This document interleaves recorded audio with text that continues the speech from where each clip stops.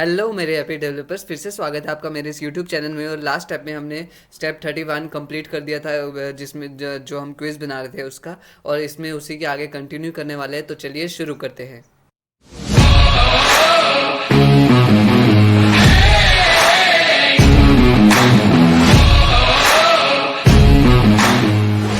So next आप देख सकते हो, मैं लॉगिन कर लेता हूँ सबसे पहले।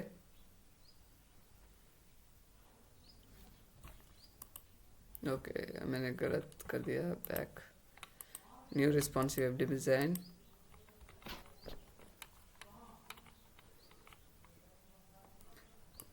45% कंप्लीट हो चुका है 31 स्टेप तक। अब 32 से कंटिन्यू करना है हमें। तो इस बार मैं टाइमर लगा देता हूँ, पिछले वीडियो में लगाना भूल गया था। सो इस बारे में हमने टाइम सेट कर दिया 45 मिनट्स का।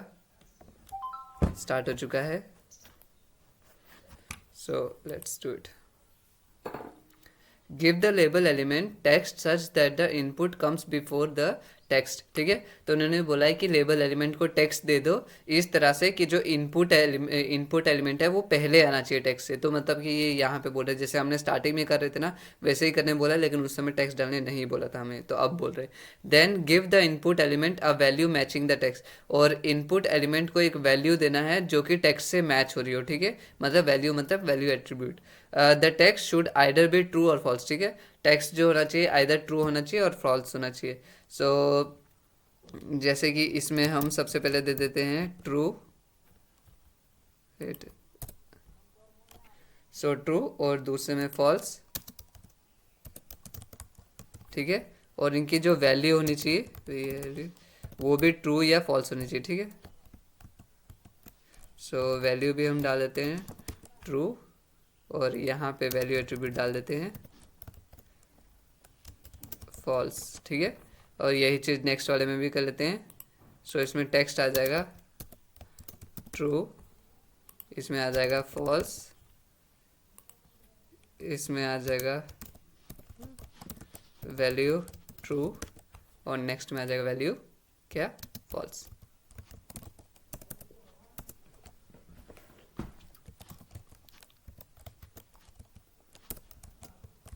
ठीक है, तो ये कर चुके हैं हम। चेक कर लेते टेक्स्ट। टेस्ट कंप्लीट हो चुका है। Next step, step 33।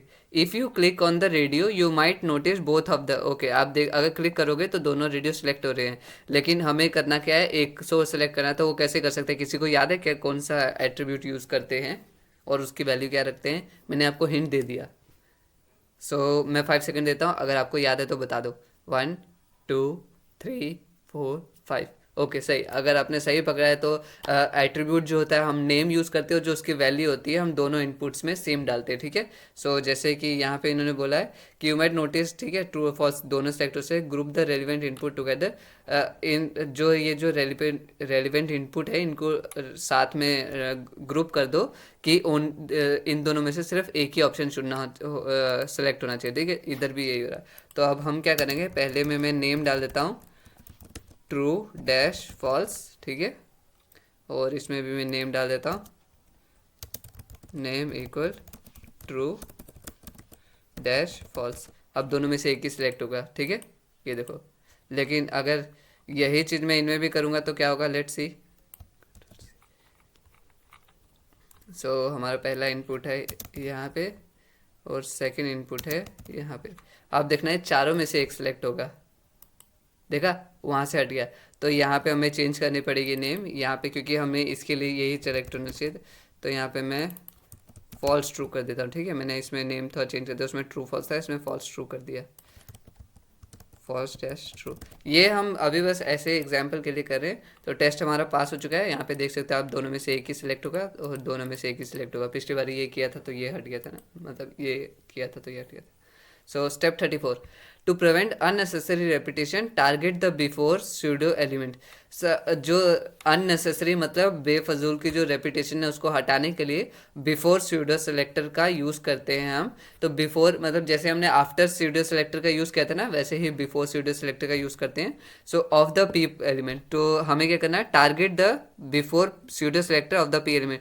तो हम पी एलिमेंट के बिफोर स्यूडो सेलेक्टर को सेलेक्ट कर लेते हैं, जैसे कि पी, और कैसे करते हैं, डबल कॉलन्स और बिफोर। ठीक है, तो ये हो गया। And give it a content property, और इसको कंटेंट प्रॉपर्टी दो, कंटेंट इक्वल क्या देनी है, क्वेश्चन हैश, ठीक है। सो चेक कर लेते हैं। ओके हमने इसको फुल स्टॉप नहीं किया ना। Hint, you should give p before pseudo element a content property of question, QUESTION। Okay ठीक है, यहाँ पे इक्वल नहीं कॉलन होता है। ओके सो स्टाइल शीट में याद रखना कॉलन्स का यूज़ करते हैं हम, ठीक है। सो मेरे को याद था तो मैंने अभी कर दिया ठीक उसको, नहीं तो एरर्स में वहाँ पे आया नहीं था एरर कोई।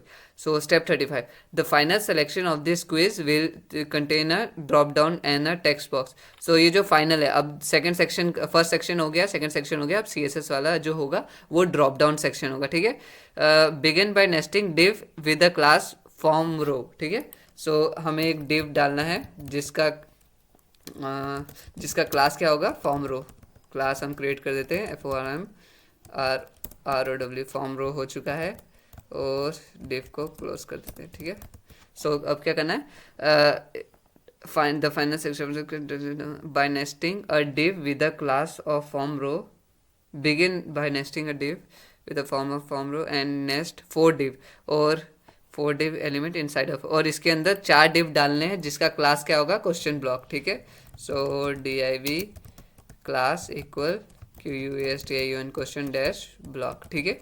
ये वाले क्लास का मेरे हिसाब से हमने पहले भी यूज़ किया था, तो div चेक कर लेते हैं, क्वेश्चन ब्लॉक क्वेश्चन, हाँ इस वाले डिव का पहले भी इस्तेमाल किया था, देख सकते हैं आप यहाँ पे। सो अभी तो हमने स्टाइलिंग नहीं की है तो इसलिए कुछ चेंज नहीं हुआ। Alternate next 4 div element inside of it alternating their class attribute with question block and answer. Okay alternating करना है, मतलब कि मेरे हिसाब से इफ़ आई एम राइट, हमें एक डिव क्वेश्चन 4 डिव डालने ना, और इसमें पहला होना चाहिए क्वेश्चन ब्लॉक, फिर होना चाहिए आंसर, और फिर ऑल्टरनेटिंग मतलब 1 2 1 2। सो अगर मैं सही हूँ तो, या सही हूँ। So step 36, with in the div dot question block, मतलब ये जो कह रहे हैं जो वो वाला डिव जो जिसका क्लास क्वेश्चन ब्लॉक है, element next 1 label element and give the, एक लेबल एलिमेंट डालो and give the label element text content, और उस लेबल एलिमेंट को टेक्स्ट कंटेंट डाल दो, ठीक है। क्वेश्चन वाला ब्लॉक है ये, इसके अंदर हमने डालना है एक लेबल और उसमें टेक्स्ट कंटेंट डालना है, तो टेक्स्ट के लिए हम अभी टेक्स्ट ही डाल देते हैं। ओके गलत, क्वेश्चन डॉट ब्लॉक के अंदर लेबल डालना ना, wait, within the div dot question block, div dot question block element के अंदर नेक्स्ट 1 लेबल एलिमेंट, एक लेबल एलिमेंट डालो and give the label element text content. Text content कैसे डालते हैं, let's see, you should next 1 label element within the second. Okay okay बाकियों में भी डालना ना, ठीक है ठीक है ठीक है, हमने एक ही में डाला, कंट्रोल C।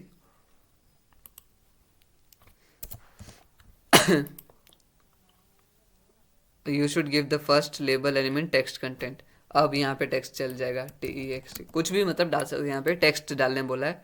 ओके नहीं हुआ, सेकंड में भी डालना है, तो फिर फर्स्ट में क्यों बोलते हो, बोलो कि टेक्स्ट डालना है, ठीक तो करा था मैं, हाँ ठीक है।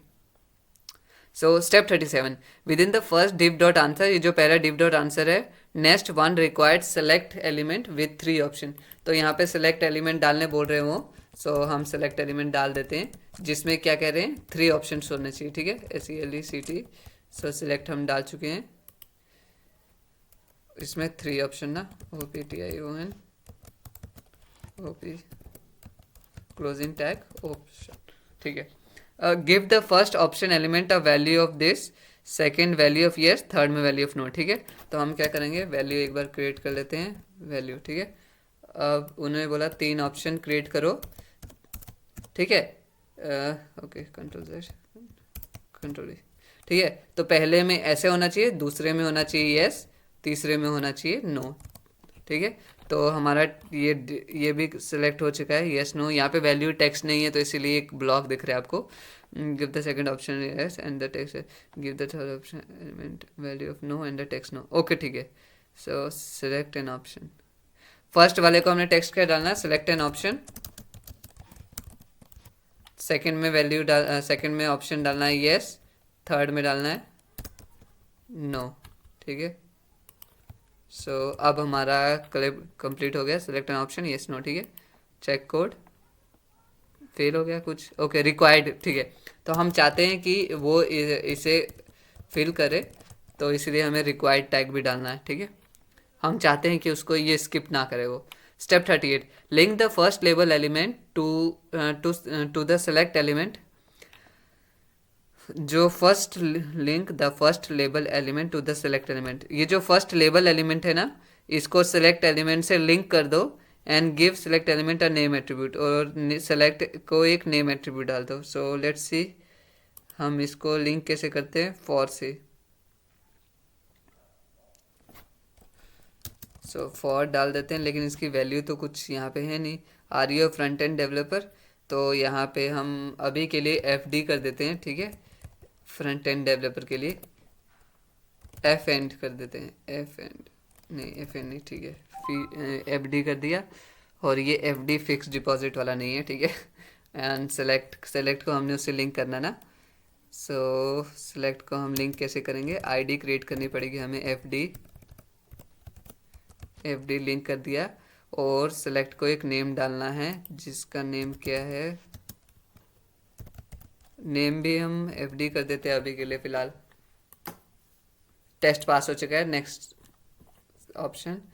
अब next one text area element with the second div answer. ठीक है, जो सेकंड डिव है ये do you have any questions, तो इसमें हमें क्या बोलना है, एक टेक्स्ट एरिया डालने बोल रहा है, टेक्स्ट एरिया। तो हम टेक्स्ट एरिया डाल देते हैं। ठीक है, element within the second div dot answer, second div dot answer के नीचे, and set the number of rows and column it has. ठीक है, तो number of rows and column तो कैसे करते हैं, rows equal this and columns equal this, wait, and set the number of rows and column it has, then give the text area। अभी तो इन्होंने फिलहाल कुछ ऐसे नहीं बोला कि कितने होने चाहिए, तो देखते हैं सही हो रहा है हमारा, गलत है, सॉरी 5।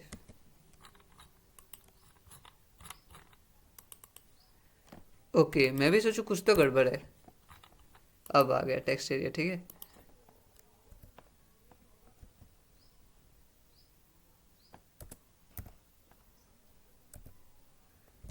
मैं एक चीज़ चेक कर रहा हूँ,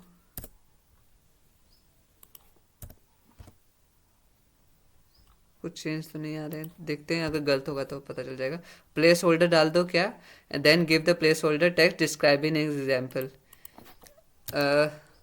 एक प्लेस होल्डर टेक्स्ट डाल दो, प्लेस होल्डर टेक्स्ट। ठीक है,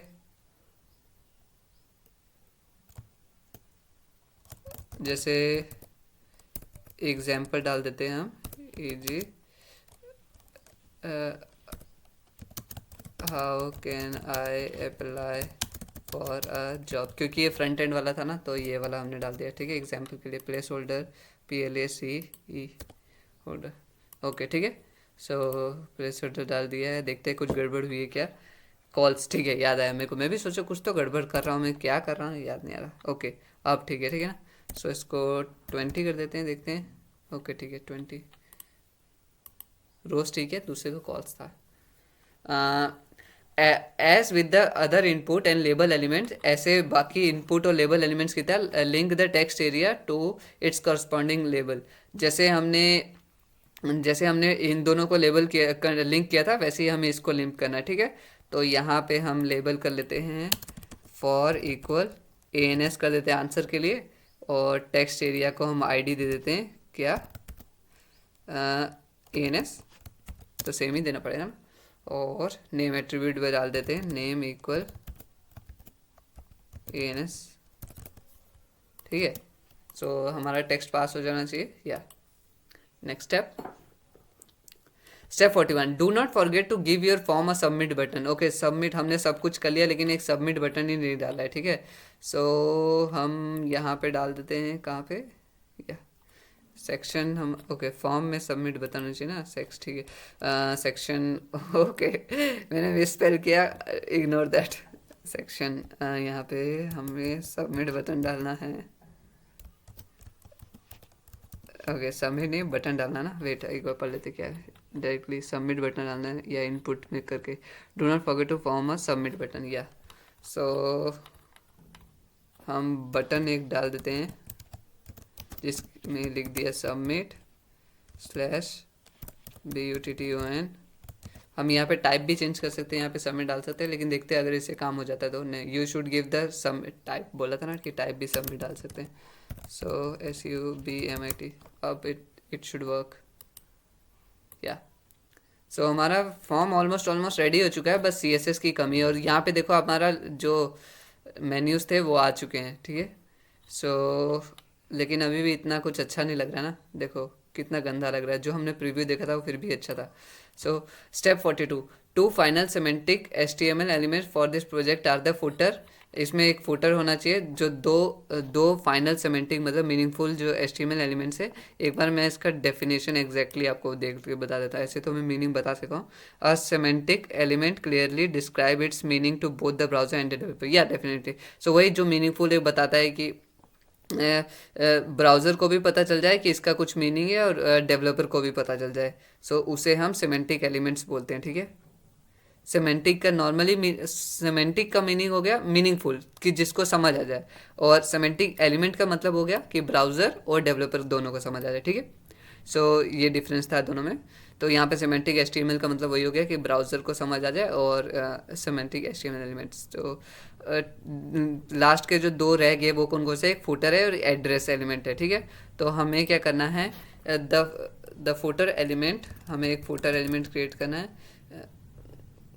is a container the footer element is a container for all collection of the content that is related to the page। जो footer element है वो एक कंटेनर है कलेक्शन ऑफ कंटेंट का, मतलब बहुत 3-4 कंटेंट हो गए जैसे कि terms and condition, privacy policy, address वगैरह। तो इन सब में ये चीज़ एक कलेक्शन हो गया फुटर जो है, ठीक है। सो एक कंटेनर है उन कलेक्शन का of content that is related, जो कि पेज से रिलेटेड है। And the address element is a container for contact information, और जो एड्रेस एलिमेंट है वो कंटेनर किस चीज़ का है, कॉन्टैक्ट इन्फॉर्मेशन का और ऑथर कौन है पेज का। तो after the main element add one footer element, हमें एक फुटर एलिमेंट डालना है तो डाल देते हैं, ठीक है। And next one address element with in it, और एक ADDRE एड्रेस एलिमेंट भी डाल दो आप, DDRESS, ठीक है, फुटर के अंदर। Check the code, next go to the next step. Within the address element add the following. Okay address element के अंदर ये सब डाल दो। तो हमें डायरेक्टली कभी कभी वो लोग हम पे भी दया कर देते हैं तो थोड़ा सा दे देते हैं रिटर्न कोड, हमें करते हैं भाई तुम लोग डायरेक्टली डाल दो कितना लिखोगे। सो अब देखते हैं, यहाँ पे आप देख सकते हो ये चीज़ आ चुकी है, San Francisco California USA। Next check the code, ये सब एड्रेसेस आ गए, ठीक है। The address element does not have to contain a physical geographical location. Address element में ज़रूरी नहीं है कि आप फिजिकल कोई लोकेशन का एड्रेस डालोगे, ठीक है। It can be use to provide a link to the subject. ये इसमें डायरेक्टली आप लिंक भी डाल सकते हो किसी उस सब्जेक्ट का। सब्जेक्ट मतलब जिस चीज़ के बारे में बात कर रहे हो आप। Wrap a link around the text free code camp, जो फ्री कोड कैंप है उसके अराउंड एक लिंक टैग करो जिसमें href की वैल्यू क्या आएगी, freecodecamp.org, ठीक है। सो यहाँ पे हम क्रिएट करके क्लोज कर देते हैं, और याद रखना BR से पहले लिखना है, BR के बाद नहीं, क्योंकि वो नेक्स्ट लाइन में आ जाएगा फिर। टेस्ट पास हो चुका है। नेक्स्ट स्टेप 44 हो गया। Step 45 back to styling the page select the, अब फिर से स्टाइलिंग में आ गया हमारा। HTML ऑलमोस्ट कंप्लीट हो चुका है, स्टाइलिंग पे आते हैं। Select the list element within the navigation bar and give them the following styles. List जो उन्होंने क्या बोला, लिस्ट एलिमेंट को सेलेक्ट करो। लिस्ट एलिमेंट को कैसे हम सेलेक्ट कर सकते हैं, नैव फिर ग्रेटर देन साइन LI, देखते हैं डज इट वर्क और नॉट, और इनको ये वाले दे दो, ठीक है, प्रॉपर्टीज और वैल्यूज उनकी। चेक द कोड, फेल, ठीक है। तो okay you should use either the, या तो हमें क्या यूज़ करना है, या तो हमें डायरेक्टली nav.li मतलब कि नेविगेशन के अंदर जो जो भी लिस्ट एलिमेंट्स है उन सभी को सेलेक्ट कर लो, या तो हम ऐसे कर सकते हैं कि nav के अंदर जो UL है और जो उस यूएल के अंदर जो एल आई है, क्योंकि लेट सपोज हमने नेविगेशन में दो तरह के, वैसे नेविगेशन में एक ही होता है जनरली, लेकिन लेट सपोज कि हमने एक अनऑर्डर्ड लिस्ट भी क्रिएट किया, एक ऑर्डर लिस्ट भी क्रिएट किया, तो अगर हम डायरेक्टली इस तरह करेंगे क्या बोलते हैं, जैसे कि कंट्रोल एक्स, तो ये सभी लिस्ट को करेक्ट कर देगा, चाहे वो अनऑर्डर्ड के बीच में हो चाहे वो ऑर्डर्ड के बीच में। लेकिन जब हम ऐसे करते हैं तो सिर्फ ये अनऑर्डर्ड लिस्ट वाले एल आई को सिलेक्ट करेगा। और देखते हैं, सो टेस्ट पास हो चुका है। यहाँ पे अभी भी कलर्स वैसे चेंज नहीं हुए हैं। So let's see step 46, on the top of visual accessibility contrast between element is a की फैक्टर। ठीक है, on top of visual accessibility, visual मतलब कि जो दिखने वाला होता है, ठीक है, और ऑडियो या इस हिसाब से एक वर्ड होता है जो कि ऑडिटरी के लिए होता है, मतलब सुनने के लिए। सो यहाँ पे विजुअल एक्सेसिबिलिटी की बात करिए। On the topic of visual accessibility contrast between element is a की फैक्टर। जो कॉन्ट्रास्ट होता है, कॉन्ट्रास्ट कलर में आ गया, जैसे मैंने बोला था ना कि जैसे कि बैकग्राउंड बिल्कुल डार्क हो और फिर जो रिटर्न टेक्स्ट है वो भी डार्क कलर में, तो इतना अच्छा नहीं दिखता, तो हमें एक मतलब कॉन्ट्रास्ट सही नहीं होता उसका, तो हमारे आँख उसे पढ़ नहीं पाएगी। तो कॉन्ट्रास्ट एक बहुत ही एक बड़ा फैक्टर है। For example the contrast between the text and background of a heading. Okay, इन्होंने भी सेम दी है, क्या बोलते हैं, टेक्स्ट और बैकग्राउंड में बैकग्राउंड जो है हेडिंग की वो कॉन्ट्रास्ट सही नहीं है, शुड बी एटलीस्ट कितना होना चाहिए, 4.5:1। ठीक है, तो हमें क्या करना है, change the font colour of all the anchor element. तो हमें सभी एंकर एलिमेंट का कलर चेंज कर देना है within the list element to something with a contrast ratio of at least 7:1। So ये कैसे करेंगे,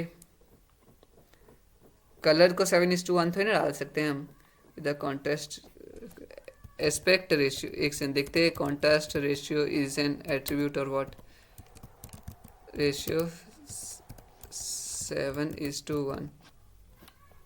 ओके, ये तो गलत है, एल आई के अंदर लिस्ट है। ठीक है, एल आई के अंदर वाले लिंक को टारगेट करना है ना। You should give the A element a colour property.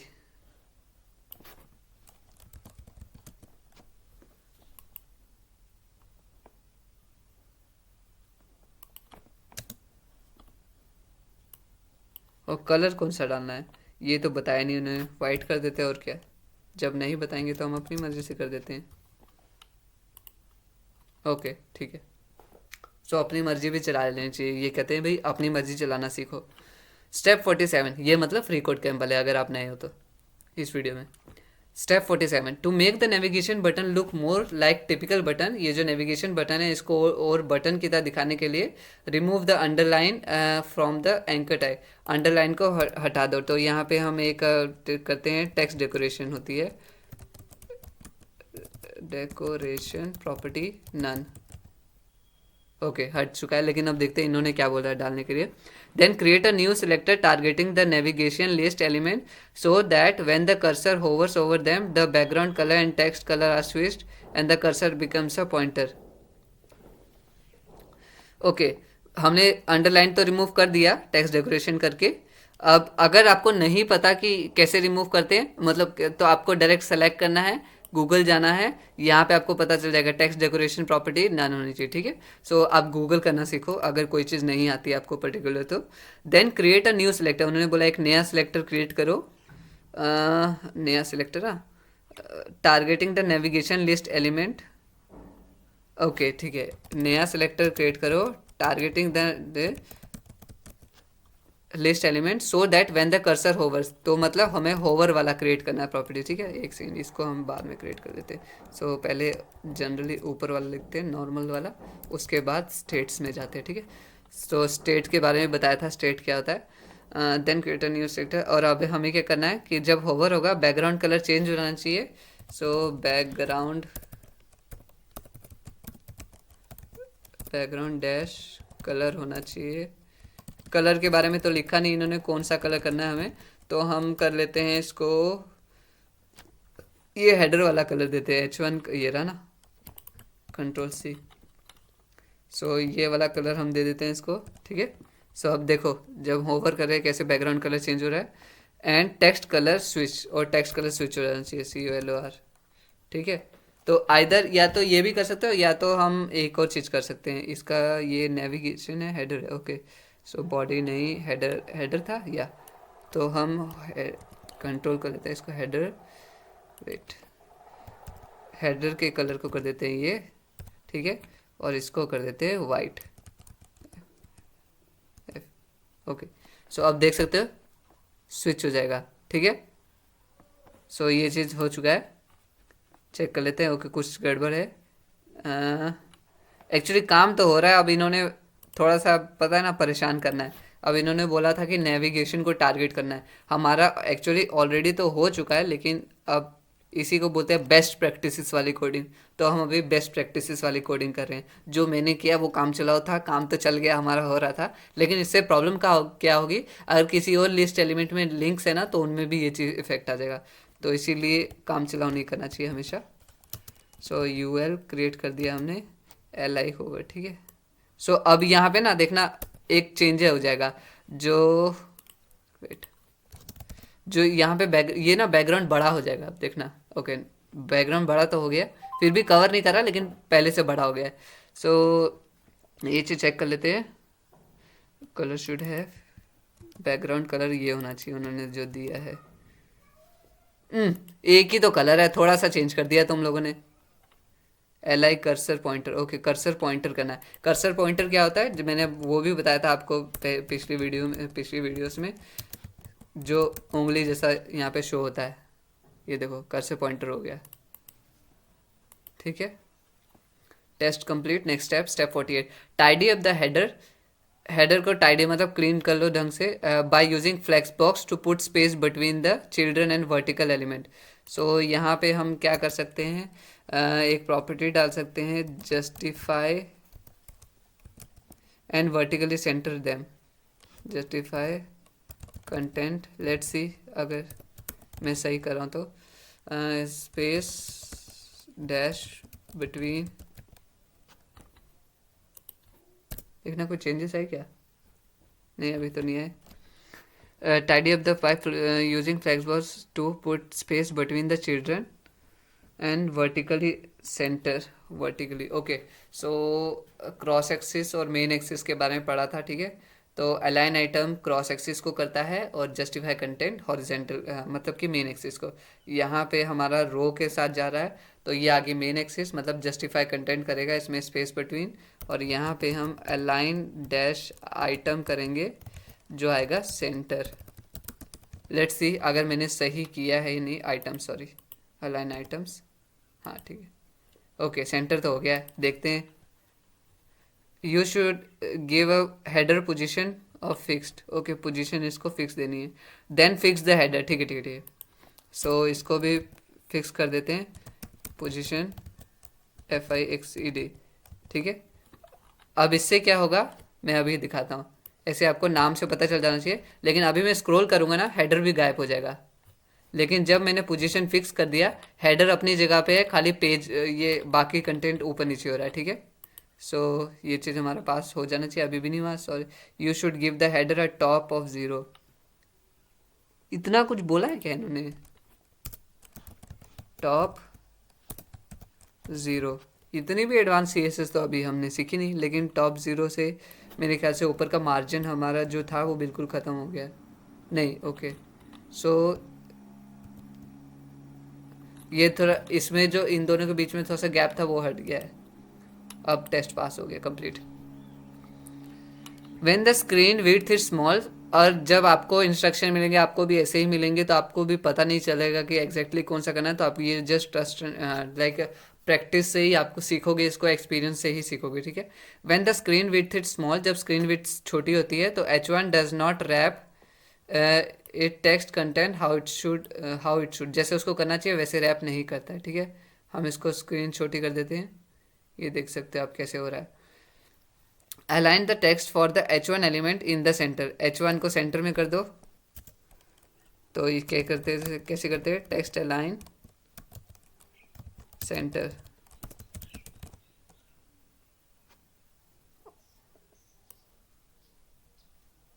Okay.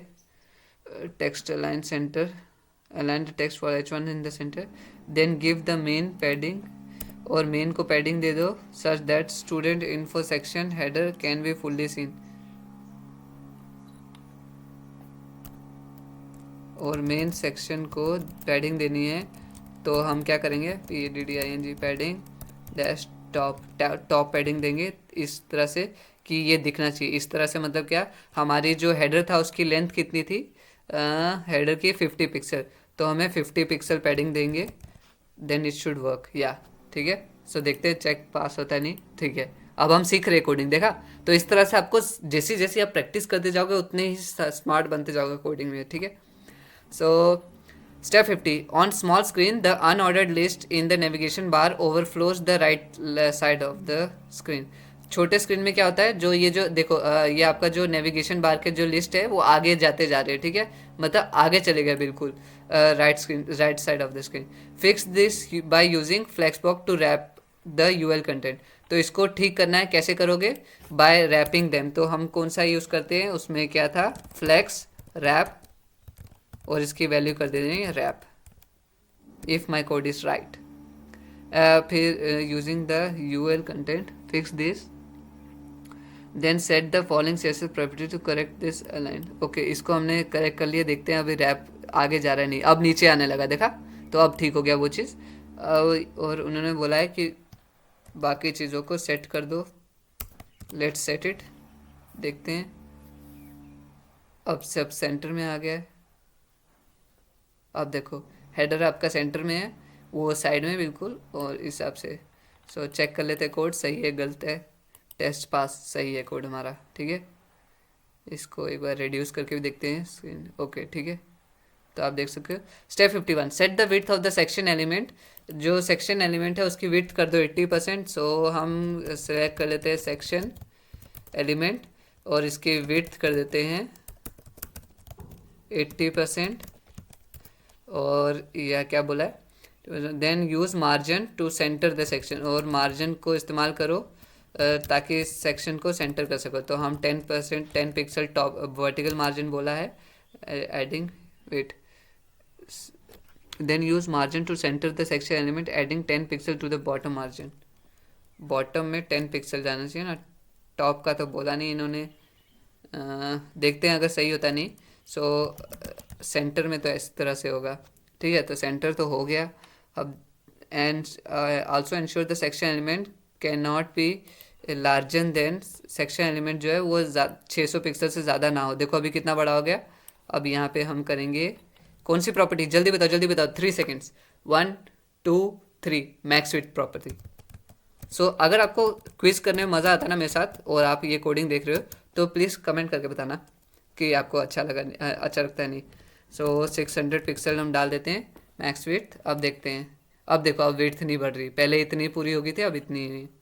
सो ये चीज़ हो चुका है। टेस्ट कर लेते हैं कोड को, इफ़ वी आर राइट और wrong. You should give it the margin, okay margin top 0 pixel देना है। ठीक है, सो हम इसको कैसे कर सकते हैं, टॉप से स्टार्ट होता है फिर राइट में जाता है, अब ठीक हो जाएगा। ठीक है, तो हमारा ये चीज़ ठीक हो चुका है। Replace the top margin of H2 के टॉप मार्जिन को रिप्लेस कर दो with 60 pixel of top padding. तो यहाँ पे हम क्या करते हैं, पैडिंग डाल देते हैं, पैडिंग डैश टॉप 60 पिक्सल। सो 60 पिक्सल। ठीक है, तो आप देख सकते हो मार्जिन रिप्लेस करने बोला है, लेकिन मार्जिन तो यहाँ पे है नहीं, तो वो कैसे रिप्लेस करेंगे देखते हैं।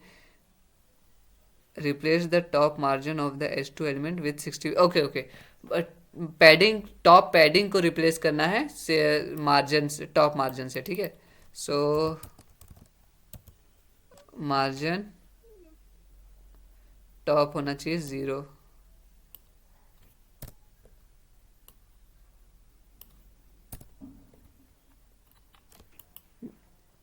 Wait, you should have the, अरे यार, टॉप को 0 कर देना है, मार्जिन 0 हो जाएगा, आउटर स्पेस जो भी है उसको 0 कर दो, और पैडिंग डैश टॉप को कर दो 60 pixel. Is that what you are saying? पहले भी तो ऐसे ही था, कुछ ज़्यादा चेंजेस हुए नहीं। चलो वो जो एक्स्ट्रा मार्जिन जो भी 10 पिक्सल का डिफ़ॉल्ट मार्जिन होगा ना वो उसको हटाने कह रहे थे, अब समझ आया, गलती करके समझ आता है कभी कभी. Step 53. Add padding to the top and left of the dot info elements and set the other values to 0. So उन्होंने बोला dot info class select करो और उसमें add padding to the top and left of the dot info element. Padding okay. So top पे डालना है padding और left पे, लेकिन कितना डालना है वो तो इन्होंने बोला नहीं. तो हम यहाँ पे 60 पिक्सल कुछ ज़्यादा हो गया. 10 पिक्सल ले लेते हैं, 10 पिक्सल लेफ्ट. ठीक है. सो ये आ गया 0. फिर आ गया बॉटम में भी 0 डालना है. फिर लेफ्ट 10 पिक्सल. देखते हैं क्या सही है गलत है. ओके सही है. ठीक है. सो ये हमारा सिलेक्ट हो चुका है, ऑलमोस्ट बनने वाला है. Give the dot form element. अब डॉट फॉर्म को सेलेक्ट करने की बारी आ गई. डॉट फॉर्म रो और इसको मार्जिन टॉप दो. Give the dot form element top margin. इसको मार्जिन टॉप देना है. कितना देना है? 10 पिक्सल दे देते हैं, इन्होंने कुछ बोला नहीं अभी. And left and right padding. Okay. Left यहाँ पे टॉप वर्टिकल 0 होना है और जो लेफ्ट एंड राइट है उसको कितना करना है, उसको कुछ भी दे दो. वैल्यू ये बता नहीं रहे तो क्या करें हम भी. Then increase the font size of the input element. अब इनपुट एलिमेंट का फॉन्ट साइज इंक्रीज कर देना है. इनपुट का फॉन्ट साइज ओके हम कर देते हैं 1.2 रैम. ठीक है.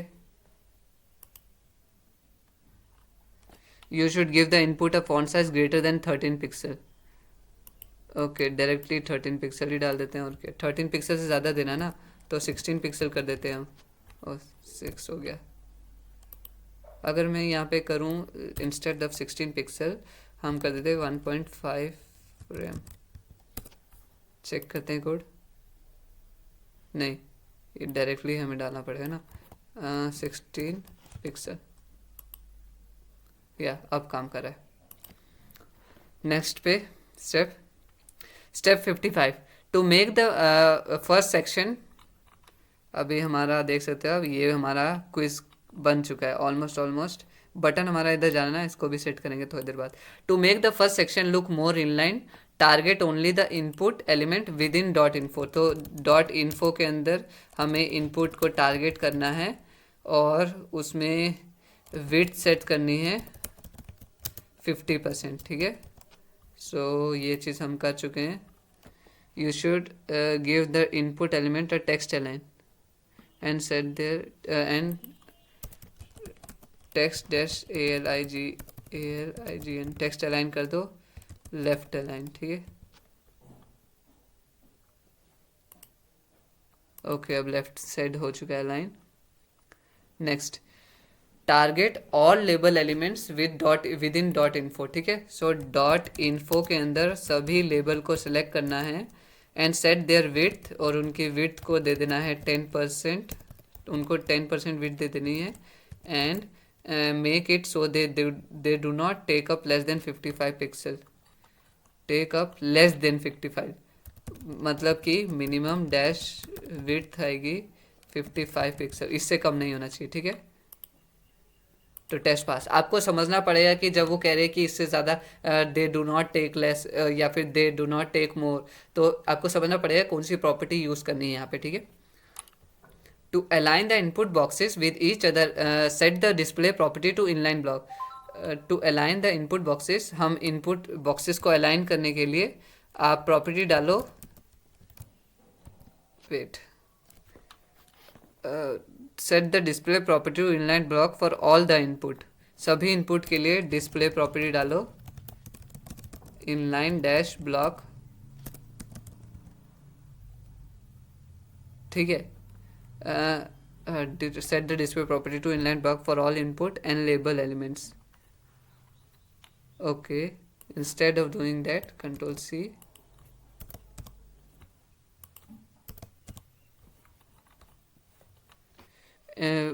हाँ ठीक है, वही सही मैंने पकड़ा. सो यहाँ पे ये चीज़ नहीं करना पड़ा.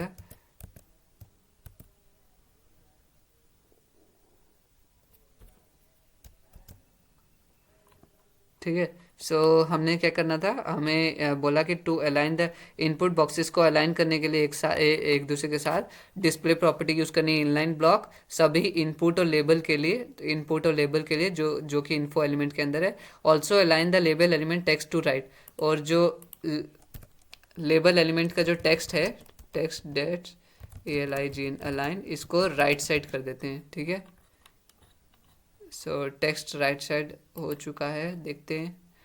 ओके अब यहाँ पे इन्होंने बोला है ग्रेटर देन साइन का यूज़ करना है।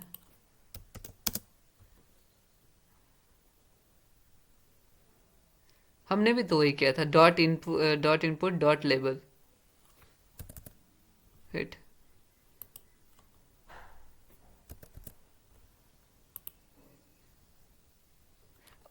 ओके ठीक है ठीक है ठीक है ठीक है ठीक है। ये जो हमें डालनी है ना प्रॉपर्टी, ये हमें क्या करने बोल रहे हैं, डॉट इन्फो डैश, अब यहाँ पे आ जाएगा label dash dot info, sorry comma, फिर स्पेस, फिर आ जाएगा इनपुट। तो इसमें क्या बोला, इसने बोला डिस्प्ले प्रॉपर्टी, इसको कर दो टैब, कंट्रोल V, ठीक है। ये बोल रहे डिस्प्ले कर दो इनको inline block for all the input element and, और जो लेबल एलिमेंट है उसको राइट साइड अलाइन कर दो। अब दिस शुड वर्क, हाँ ठीक है। सो अब आप देख सकते हैं, आपका वैसे देखने में तो कोई इतना चेंजेस नहीं आए हैं। To the near to neaten the dot question block element set the following CSS property. Okay dot question block को साफ करने के लिए, साफ मतलब कि एक तरह से सजाने के लिए बोल दो या क्या। सो इसमें ये वाली प्रॉपर्टीज़ डाल दो। ये हम प्रॉपर्टीज़ डाल चुके हैं, थोड़ा सा तो क्लीन अप हुआ। Check the code, next step. Step 59, make the paragraph element appear as higher priority with the following CSS property, ठीक है। अब ये make the paragraph element appear as higher property, जो पैराग्राफ एलिमेंट है, ठीक है, paragraph element, उनमें ये सब प्रॉपर्टी डाल दो ताकि वो हायर प्रॉपर्टी दिखे। देखते हैं चेंजेस क्या आएंगे। So not enough changes. यहाँ पे मार्जिन टॉप डाल दिया, 5 पिक्सल पैडिंग डाल दिया, फॉन्ट साइज को इंक्रीज कर दिया पैराग्राफ के, टेक्स्ट पास। अगर आप ये जो CSS प्रॉपर्टीज़ दे रहे हैं ना, इनको भी पढ़ोगे तो आपको पता चल जाएगा क्या क्या चेंजेस आ रहे हैं, किस हिसाब से आ रहे हैं, ठीक है। It is step 60, it is useful to see the default borders around the field set element. ये यूजफुल रहता है कि हम टू सी द डिफ़ॉल्ट, कि हम फील्ड सेट के आसपास बॉर्डर्स देख सकें ड्यूरिंग डेवलपमेंट के दौरान। However it might not be the style you want, पर ज़रूरी नहीं है कि ये स्टाइल आपको चाहिए ही हो। Remove the border and bottom padding on the dot question element. So हम रिमूव कर देते हैं डॉट क्वेश्चन, इसको कर देते हैं रिमूव द बॉर्डर, बॉर्डर को रिमूव करना है मतलब बॉर्डर नन कर देंगे, और बॉटम पैडिंग, तो पैडिंग बॉटम, इसको क्या करना है, रिमूव करना है ना, तो 0 डाल दिया, ठीक है। सो पैडिंग रिमूव होगी है, बॉटम पैडिंग, और test pass. Step 61, remove the default styling of the list items dot answers. Okay remove कर दो जो डिफॉल्ट स्टाइलिंग है लिस्ट आइटम्स की, ANSWER answers dash list, and remove the unordered list padding. Remove the default styling for the list items of dot answers list.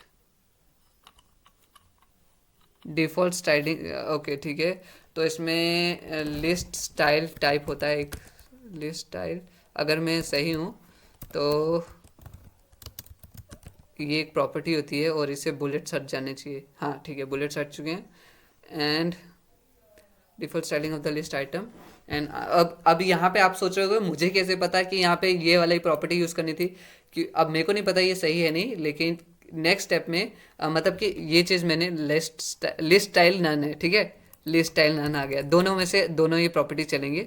और यहाँ पे क्या बोला, रिमूव और अनऑर्डर्ड पैडिंग को रिमूव कर देना ना, PADI पैडिंग 0। टेस्ट कंप्लीट, ठीक है। अगर मैं यहाँ पे देखते हैं नहीं अभी नहीं इसको अच्छा ठीक है, एक बार रीसेट करके देखते हैं ना कैंसिल, मैं इसको कॉपी कर लेता हूँ, कंट्रोल C। मैं आपके सामने एक्सपेरिमेंट इसलिए करता हूँ क्योंकि मैं चाहता हूँ कि आप भी देखो कि किसी चीज़ को दूसरे तरीका करने का क्या आता है। स्टाइल टाइप देखते हैं सही है नहीं गलत है, लेकिन स्टाइल तो हट गया है वैसे, तो यहाँ पे हम यही चीज़ यूज़ कर रहे हैं, but it was working. Step 62, give the submit button a free code camp style design. और जैसे कि मैंने अभी गलती की थी तो और तभी मेरे को पता चला कि अच्छा वैसे नहीं करना, तो गलती नहीं करोगे तो कभी भी पता नहीं चलेगा आपको। यहाँ पे गिव द सबमिट बटन को एक free code camp style design दे दो with the following CSS। So हम क्या करेंगे, हमने वहाँ पे उसको टाइल बटन तो एक ही है यहाँ पे, तो हम डायरेक्टली बटन को हम ये स्टाइल दे देते हैं, ठीक है। अब देखते हैं बटन ये वाला स्टाइल आ गया फ्री कोड कैम्प का। Test pass. Next step, set footer background. Okay, footer का बैकग्राउंड चेंज करना है, FO नट्स time to style footer. So time over हो चुका है, इसके बाद एक सेकंड देख लेते हैं कि कितने स्टेप्स है, तब तक इसमें बैकग्राउंड डाल देते हैं। BACKGROUND background -COLOR background colour कितना देना है, ये वाला सी, ठीक है। बैकग्राउंड कलर डाल चुके हैं। Okay, BACGROUND set the footer background colour to this and use flex box to horizontally. Okay, और फ्लैक्स बॉक्स यूज़ करना है, अभी देख रहे हो सब वर्टिकली है, तो हम कर देते हैं डिस्प्ले फ्लैक्स, ठीक है। अब हो जाएगा पास, अभी भी नहीं हुआ। ओके ठीक है, बाकी चीज़ें भी डालनी है ना, जस्टिफाई। अब हमें इसको सेंटर में भी करना है, तो अब यहाँ पे कह रहे हैं खुद का दिमाग लगाओ थोड़ा सा, हम हर चीज़ नहीं बताते जाएंगे। सो अब आपको खुद का दिमाग लगाना है। अब ये सेंटर में भी हो जाएगा और वो भी हो जाएगा, नहीं हुआ अभी भी। जस्टिफाई कंटेंट GUSTIFACONTER, सेंटर में तो आ गया। सो कितने लेसन रह गए हमारे इसके, 91, 1 2 3 4 5। Let's complete it. ओके, सो ये वाला भी कंप्लीट कर लेते हैं और देखते हैं कि एक्स्ट्रा टाइम कितना लगता है हमें। सो मैं स्टॉप वॉच एक लगा देता हूँ, stop watch, very stop watch या। सो देखते हैं कि एक्स्ट्रा टाइम कितना लगता है, मेरे हिसाब से लाइक 10 मिनट्स लगेगा। So now we cannot read the text, ठीक है। अब हम टेक्स्ट को पढ़ नहीं पा रहे, एक सेकेंड मेरा ये भी चार्ज हो गया, हम टेक्स्ट को पढ़ नहीं पा रहे। And the text element with, एक सेकेंड, टाइम ओवर हुआ था या नहीं, लाइक या फिर मैंने इसको सोच लिया कि टाइम ओवर हो चुका है, नहीं टाइम अभी रहता है, नहीं एक सेकेंड। सो हमारा टाइम अभी कितना रहता है, या टाइम ओवर हो चुका था ना।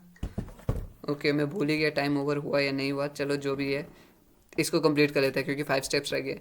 Now we cannot read the text, target the footer. हम टेक्स्ट को पढ़ तो नहीं पा रहे, फुटर को टारगेट करो और anchor and the anchor element within to set the font colour. Footer के अंदर जो एंकर एलिमेंट है उसको टारगेट करो और उसका फॉन्ट कलर चेंज करो ताकि हमें दिखने लगे टेक्स्ट। सो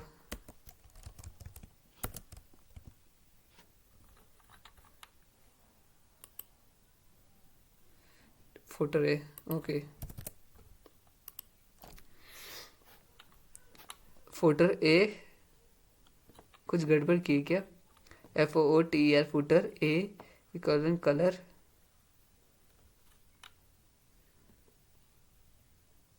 ओके फुटर और फुटर ए दोनों को करना है, ठीक है ठीक है। हमने सिर्फ लिस्ट को टारगेट किया ना इसीलिए, अब देखो अब ये लिस्ट भी चेंज हो गई है। सो पहले मैं सिर्फ एंकर टैग को मतलब लिंक्स को सिलेक्ट करता। Horizontally centre all the text with in the address, ठीक है। अब सभी टेक्स्ट को हॉरिजेंटली सेट कर दो एंड ऐड सम पैडिंग। सो इसको कैसे कर सकते हैं हम, फ्लैक्स बॉक्स यूज़ किया था ना हमने। सो अगर पेरेंट मतलब कि फुटर की ओर डिस्प्ले फ्लैक्स किया है तो इसको हम फ्लैक्स डायरेक्शन करके देखते हैं। फ्लैक्स डायरेक्शन रो नहीं, COLUMN, ओके फ्लैक्स डायरेक्शन उसी से होता है ना। सो यहाँ पे हम कैसे कर सकते हैं, हॉरिजेंटली सेंटर, हॉरिजेंटली भी सेंटर करना है तो ALIGN-IT अलाइन आइटम्स। ओके ये वाली प्रॉपर्टीज़ नहीं लगेगी इसमें क्योंकि ये डायरेक्ट पेरेंट में लगती है। अलाइन आइटम्स सेंटर देखते हैं, okay, this doesn't work. Horizontally centre all the text with in the address element. सभी टेक्स्ट एलिमेंट को हॉरिजेंटली सेंटर कर दो. अरे अभी तो मैंने मैंने निकालना भूल गया ना. ठीक है. So charges element and add some padding. कैसे कर सकते हैं? PADDING padding none. Oh sorry, add करना ना. 10 पिक्सल ऐड कर देते हैं. 20 पिक्सल हो गया. 20 नहीं, 10 काफ़ी है. ठीक है, 10 पिक्सल पैडिंग तो ऐड हो गई. हॉरिजेंटली कैसे सेंटर करते हैं इसको देख लेते हैं. horizontally center all the text.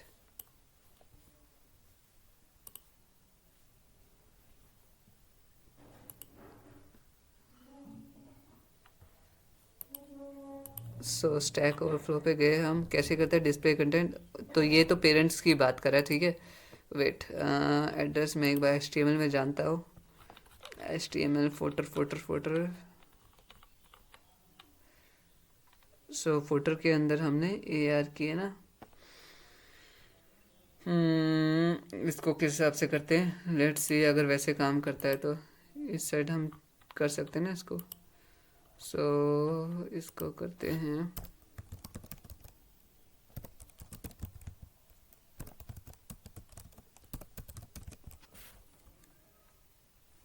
नहीं,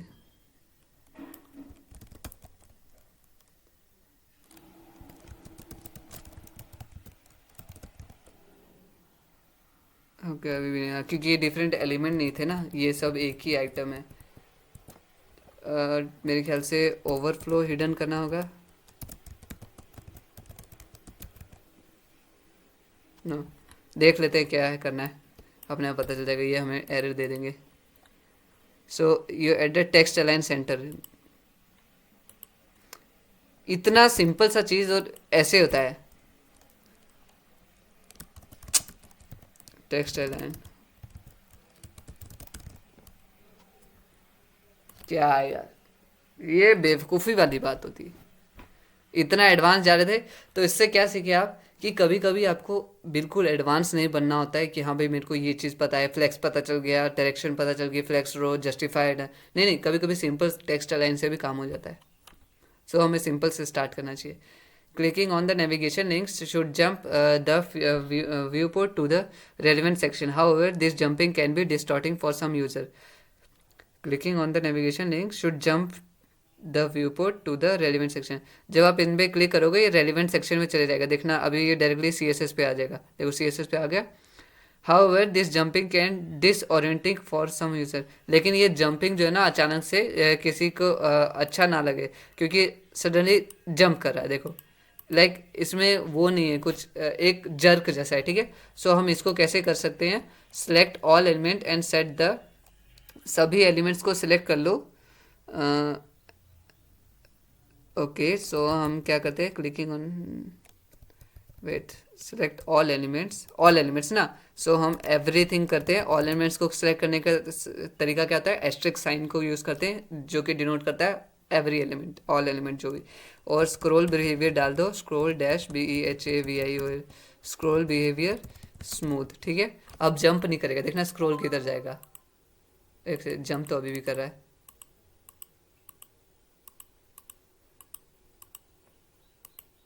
मैंने गलती, हाँ स्क्रॉल क्यों नहीं करेगा जब स्पेलिंग ही गलती करिए.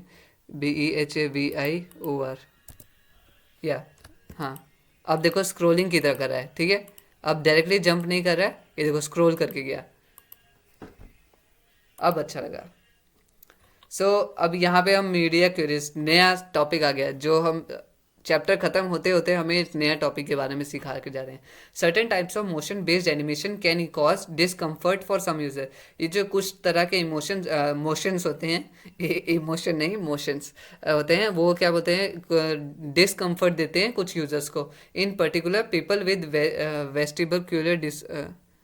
Vestibular disorders have sensitivity to certain motion triggers. कुछ लोगों में एक वेस्टिबुलर डिसऑर्डर नाम की एक बीमारी होती है, जो कि किसी मोशन से, मतलब किसी, जैसे सडनली उसके आगे से हवा चलेगी या फिर सडनली कोई उसके पास आ गया, तो उनको कुछ मतलब एक डिसऑर्डर होता है जिसकी वजह से उनको अच्छा नहीं लगता, या आई डोंट नो, लेकिन वो सेंसिटिव होते हैं उन चीज़ों से. सो द एट मीडिया, ये जो एट मीडिया क्यूरी होती है, at rule has a media feature called prefer reduced motion. So इसमें एक एट्रीब्यूट समझ लो या एक रूल समझ लो होता है, जो कि होता है प्रेफर्स रेड्यूस्ड मोशन. इससे जो मोशंस होते हैं वो थोड़ा सा कम हो जाते हैं. रेड्यूस मतलब स्लो समझ लो, या फिर एक तरह से वो जो डिस्कम्फर्ट होता है उसको ईज कर देते हैं.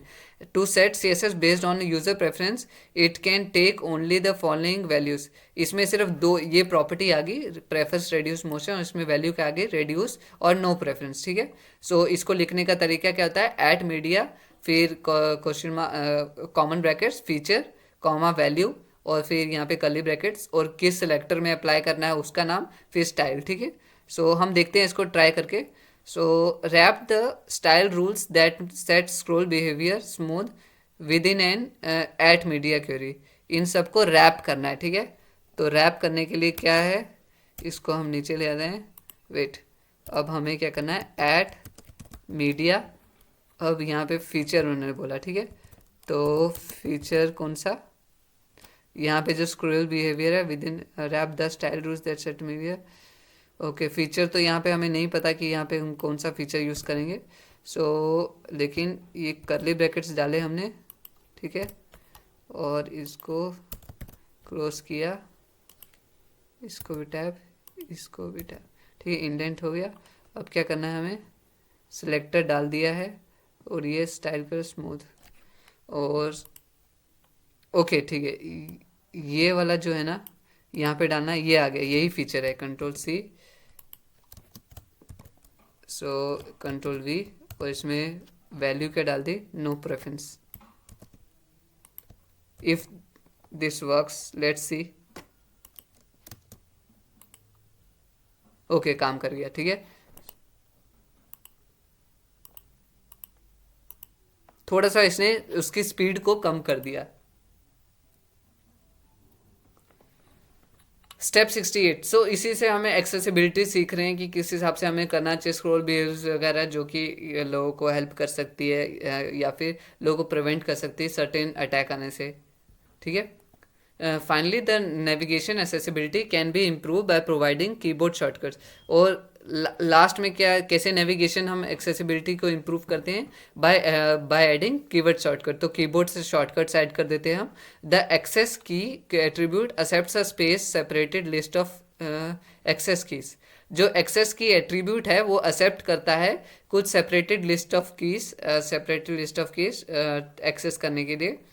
फॉर एग्जाम्पल, जैसे कि ये बटन टाइप है सबमिट, एक्सेस की यहाँ पे डाल दी S, मतलब कि जब आप S क्लिक करोगे ना तो ये ऑटोमेटिकली सबमिट हो जाएगा. ठीक है. Give each of the navigation link a single letter access key. सभी नेविगेशन लिंक को एक सिंगल लेटर एक्सेस की दे दो. जैसे कि इसको दे देते हैं हम I. ठीक है. और इसको दे देते हैं हम H. ओके, H बाद में हो गया, H. और इसको दे देते हैं हम क्या, C. देखते हैं. Note, it is not always advise to use access key, but they can be useful. ज़रूरी नहीं, ये हमेशा एडवाइस नहीं किया जाता है कि आप एक्सेस की का इस्तेमाल करो, लेकिन अगर बट कभी कभी वो यूज़फुल हो सकते हैं हमारे लिए. ठीक है. So well done, you have completed the accessibility quiz. ठीक है. तो लेट्स सी अगर ये टेस्ट पास होता है. नहीं, ओके, टेस्ट पास हो चुका है, हमारा एक्सेसिबिलिटी क्विज कंप्लीट हो चुका है. तो if you are excited, pat for yourself that you completed the projects. And अगर कोई भी क्वेश्चंस हो, कोई भी डाउट्स हो, आप कमेंट करके पूछ सकते हो. और चैनल को सब्सक्राइब नहीं किया तो सब्सक्राइब कर लो, इस वीडियो को अपने दोस्तों के साथ शेयर करो. और क्या, कुछ मैं भूल गया क्या, लाइक करो या और आपका जो भी मन करता है वो करो, लेकिन कोडिंग करते रहो. ठीक है. और बी ए एपिक डेवलपर. बाय.